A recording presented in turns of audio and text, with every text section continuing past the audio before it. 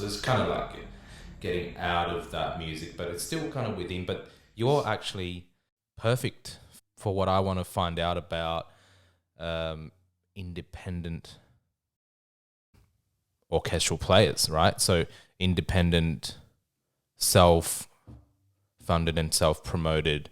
Because so far, like I have not seen any other cellist around this city, or even, to the places I've been, a cellist who's as busy as you are. You're doing how many concerts a year? Like now, like you're on average Oh, I have no idea. once a week. Like that's a very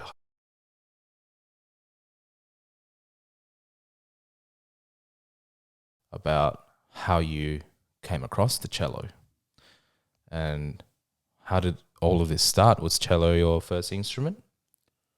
Piano was my first instrument. Oh, nice. I dreamed of playing dreamed.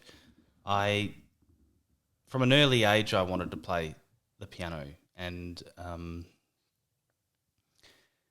I could try to put it down to the children's entertainer Peter Coombe, simply because he played guitar and he played piano, and piano always really interested me in part of that. I mean, it was just someone who made music and did it in a fun way, and captures, and songs for children. Some of them were funny, but some of them were very sentimental as well, and I think that lit a spark in me for piano being the instrument.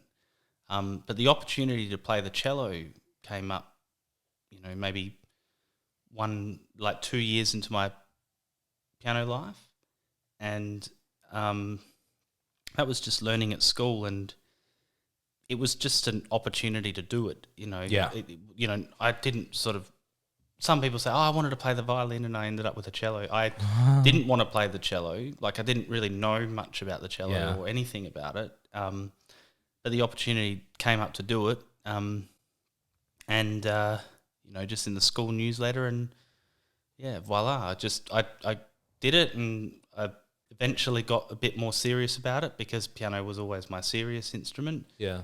And as it got more serious, things just started to fall into place. And there was that moment when I was about 14 years old where I enjoyed playing it, but I was just so much more focused on the cello, and it just seemed, regrettably, I stopped having lessons on the piano.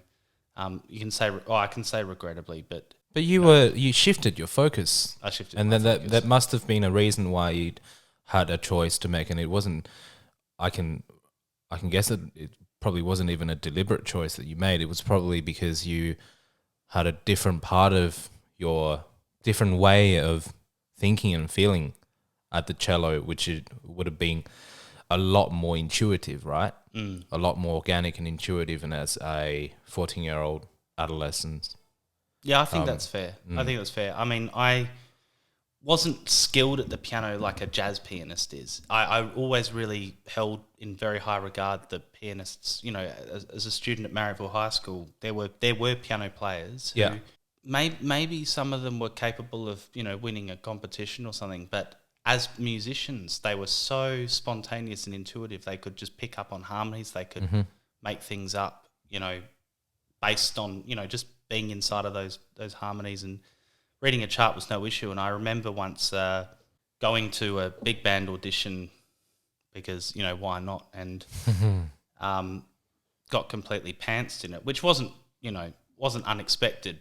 I was actually just more amazed, not only to see the guy that was, for me, clearly the best, but the guy that wasn't necessarily clearly the best, but just even though it wasn't as natural to him, how he was just so courageous and able to just have a go. And I realised in that moment that was the approach required to actually develop that skill. But that was also around the time the piano wound down for me, and the cello, as you said, it was a bit more intuitive, and in a way, it feels a bit slack because you're only playing line one, but I suppose you need half your body to. Of course, play it's more physical. Yeah. So it's more sophisticated movements for sure. I mean, compared to how, because on piano it's just one dimensional. on the cello you have to look after up and down before playing some adjustments, and then the bow, and then that's horizontal, Yeah. vertical, horizontal, and then it's more sophisticated. But you know what I do notice about your cello playing is that you have a lot of jazz in you. You know, quote unquote, I'd say.